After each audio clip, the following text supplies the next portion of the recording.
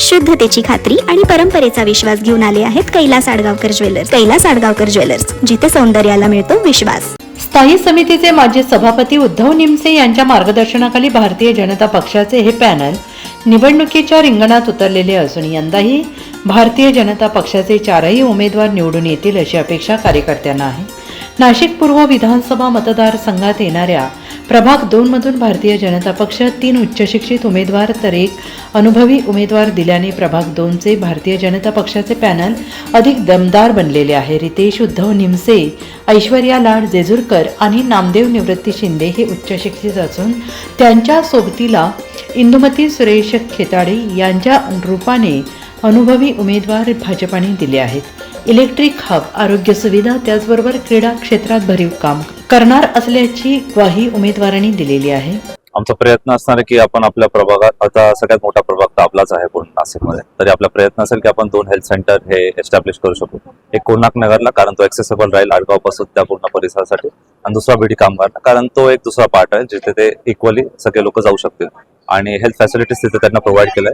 जे पण त्यांच्या बेसिक गरजा असतील, जो काय असेल आजार, तो तिथे क्लिअर होऊ शकतो. अजून एक गोष्ट याच्यात एक EHR म्हणून आहे, इलेक्ट्रॉनिक हेल्थ रेकॉर्ड म्हणून, त्याच्याने तुमचा पूर्ण हेल्थ रेकॉर्ड राहील. त्याच्याने तुम्हाला कुठले पण आजार असतील जे पुढे मागे येणार असतील तर तुमची हिस्ट्री असल्यामुळे ते लोक डायग्नोज होऊ शकतात, ज्यावरती बेटर हेल्थ केअर प्रोव्हाइड केलं जाऊ शकते.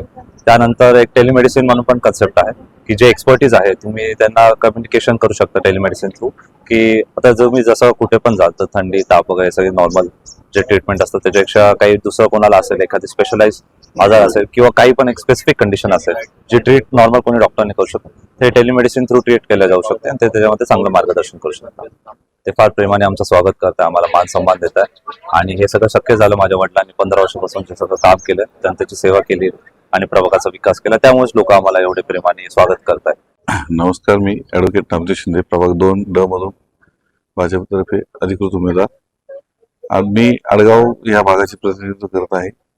आता आडगावमध्ये सध्या जी कबड्डी आणि क्रिकेट, कबड्डीची जी पंढरी म्हटलं जातं तर ते आडगाव म्हटलं जातं आणि इतर स्पोर्ट्स पण आमच्या इथे खेळले जातात. आणि आडगावमध्ये कबड्डीचं जे स्टेडियम उभारले, कबड्डीसाठी आणि गेमसाठी जे स्टेडियम उभारले आहे, त्याच धर्तीवर प्रभागामध्ये इतर ठिकाणी क्रीडांगणाची निर्मिती करणं आणि इतर स्पोर्ट्सला पण वाव देणं, जेणेकरून त्या माध्यमातून स्टेट आणि नॅशनल लेवलची खेळाडू तयार होतील आणि त्यामुळे प्रभागाचं आणि नाशिकचं नाव उज्ज्वल होईल.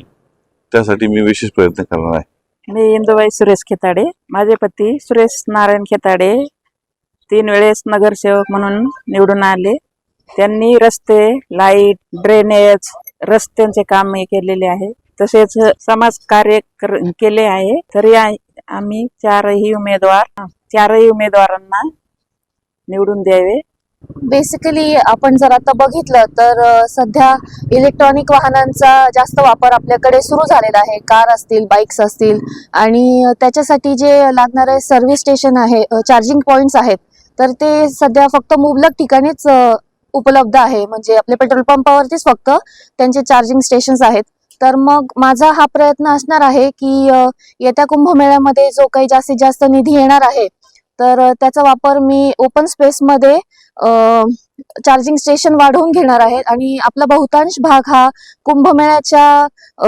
कुंभमेळ्यासाठी राखीव आहे, तर त्या ठिकाणी जास्तीत जास्त हे इलेक्ट्रॉनिक हब आपल्याला लागणार आहे.